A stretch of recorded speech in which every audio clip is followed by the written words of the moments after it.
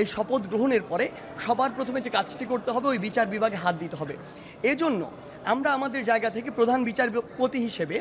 এমন একজনকে নিয়ে কথা বলেছি আমরা বিশ্বাস করি যার গ্রহণযোগ্যতা এই মুহূর্তে পুরো বাংলাদেশে সবচেয়ে বেশি, এবং শুধু বাংলাদেশ নয় পৃথিবীব্যাপী যার একটি সুনাম রয়েছে। সেই জায়গা থেকে আমরা বিশ্বাস করি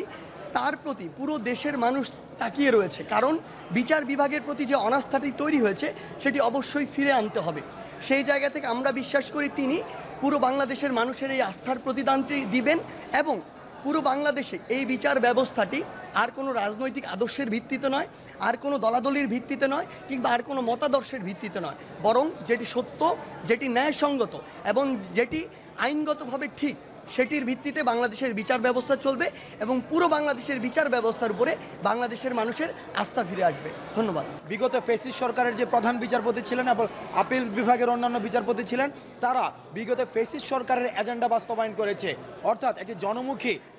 জনমুখী বিচার ব্যবস্থার পরিবর্তে তারা একটি সরকারি দলের এজেন্ডা বাস্তবায়নের জন্য সবসময় কাজ করেছে, যার কারণে এই সাংবিধানিক প্রতিষ্ঠানটির উপরে মানুষের অনাস্থা সৃষ্টি হয়েছে। যেহেতু আমাদের কথা অনুযায়ী, আমাদের ছাত্র নাগরিকের দাবি অনুযায়ী প্রধান বিচারপতি সহ অন্যান্য আপিল বিভাগের অন্যান্য বিচারপতি পদত্যাগ করেছে, এবং আমরা যেহেতু আমাদের যে বর্তমান যাকে বিচারপতি নিয়োগ দেওয়া হয়েছে, আজকে যিনি শপথ গ্রহণ করেছেন, আমাদের জায়গা থেকে একটি দাবি ছিল, প্রত্যাশা ছিল যে ওনাকে বিচারপতি নিয়োগ দেওয়া হোক, কারণ আস্থার জায়গা থেকে, নির্ভরতার জায়গা থেকে এবং যোগ্যতার জায়গা থেকে, দেখুন উনি অক্সফোর্ড থেকে পড়াশোনা করে এসেছেন, ওনার বাবা শহীদ ইশতিয়াক আহমেদও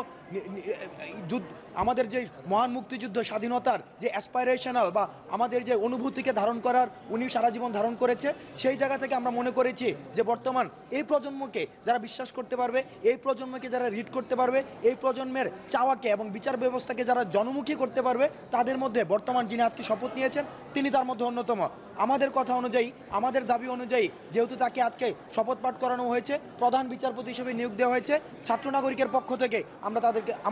আমরা এই অন্তর্বর্তীকালীন সরকারকে আমরা ধন্যবাদ জানাই।